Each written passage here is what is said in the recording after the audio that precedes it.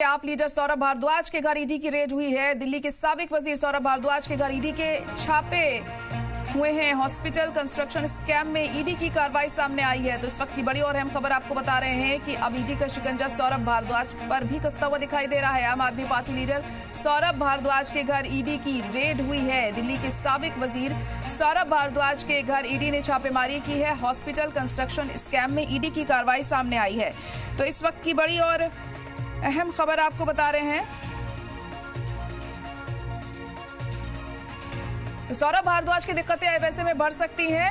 ED की red उनके घर पर हुई है और क्या कुछ बरामद होता है वहां से, ये अहम होगा देखना। और उसके बाद क्या कुछ और कार्रवाई सौरभ भारद्वाज पर की जाती है, क्या कुछ दिक्कतें उनकी बढ़ती हैं आने वाले दिनों में, ये वक्त के साथ साफ होगा। लेकिन फिलहाल इस वक्त की बड़ी और अहम खबर आपको बता रहे हैं। आम आदमी पार्टी के लीडर सौरभ भारद्वाज के घर ईडी ने की है छापेमारी। दिल्ली के साबिक वजीर सौरभ भारद्वाज के घर छापेमारी की कार्रवाई को अंजाम दिया जा रहा है। हॉस्पिटल कंस्ट्रक्शन स्कैम में ईडी की ये कार्रवाई देखने को मिली है। ईडी का शिकंजा अब सौरभ भारद्वाज पर भी कसता हुआ नजर आ रहा है।